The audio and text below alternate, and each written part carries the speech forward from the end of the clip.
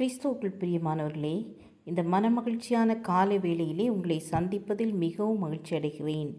இன்றைய தினம் நாம் தியானிக்க இருக்கிற வசனம் மத்தேயு எழுதின சுவிசேஷம் 4ஆம் அதிகாரம் 11ஆம் வசனம். அப்பொழுது பிசாசானவன் அவரை விட்டு விலகி போனான்.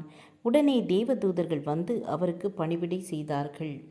பிசாசுக்கு இன்னொரு பெயர் சோதனைக்காரன். இந்த பகுதியில் பிசாசினால் இயேசுவானவர் சோதிக்கப்படுவதற்கு ஆவியானவராலே வனாந்தரத்திற்கு கொண்டு போகப்படுகிறார்.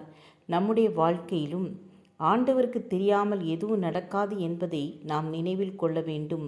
வனாந்தரம் என்றால் ஒன்றுமில்லாத இடம், அதாவது ஆசீர்வாதம் இல்லாத கஷ்டமான சூழ்நிலை, பலனில்லாத நிலை.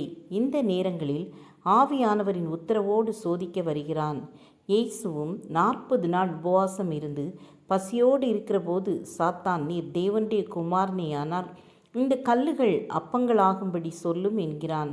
அதற்கு தேவனுடைய வசனத்தை சொல்லி இயேசு ஜெபிக்கிறதை நாம் காண்கிறோம்.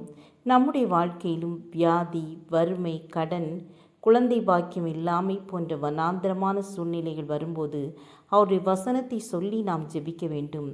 நாம் பயப்படக்கூடாது. உதாரணமாக, அப்பத்தையும் தண்ணீரையும் ஆசீர்வதித்து வியாதியை உன்னை விட்டு விலக்குவேன் என்ற வசனத்தை சொல்லி ஜெபிக்க வேண்டும்.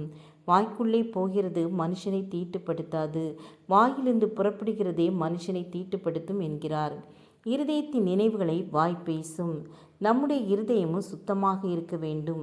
சாவுக்கு ஏதுவான யாதொன்றை குடித்தாலும் சேதப்படுத்தாது என்று விசுவாசித்து ஆண்டவர் நமக்கு கொடுத்த வாக்குத்தத்தங்களை சொல்லி ஜெபிக்கும் போது அதிலிருந்து கர்த்தர் விடுதலையை கொடுப்பார்.